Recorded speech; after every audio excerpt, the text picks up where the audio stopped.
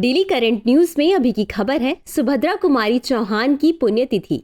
चमक उठी सन 57 में, वह तलवार पुरानी थी, बुंदेले हर बोलो के मुंह हमने सुनी कहानी थी।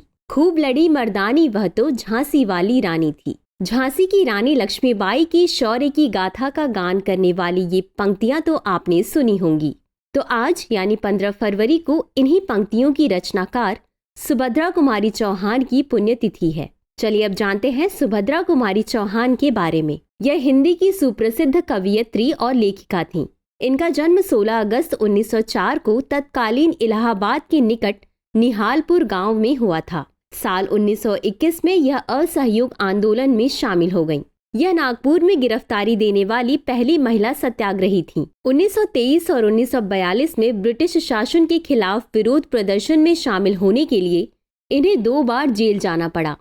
इन्होंने हिंदी कविता में कई लोकप्रिय रचनाएं की। इन्होंने हिंदी की खड़ी बोली में एक सरल और स्पष्ट शैली में लेखन किया। इनकी सबसे प्रसिद्ध रचना झांसी की रानी है, जो रानी लक्ष्मीबाई के जीवन का भावनात्मक वर्णन करती हैं। इनकी यह रचना हिंद साहित्य में सबसे अधिक पढ़ी और गाई जाने वाली कविताओं में से एक है। इनकी अन्य कविताएं जैसे वीरों का कैसा हो बसंत, राखी की चुनौती और विदा में स्वतंत्रता आंदोलन का जिक्र है। 15 फरवरी 1948 को इनका निधन हो गया। हिंदी साहित्य के क्षेत्र में उनके योगदान और भारतीय स्वतंत्रता संग्राम में इनकी भूमिका को आज भी याद किया जाता है।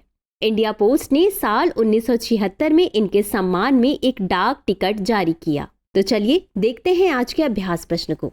सुभद्रा कुमारी चौहान के बारे में निम्नलिखित कथनों पर विचार कीजिए। 1. इनका जन्म इलाहाबाद में हुआ था।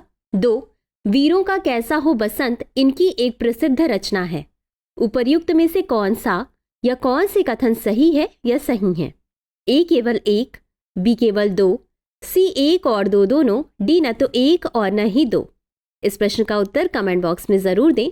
अभी के लिए बस इतना ही। शुक्रिया।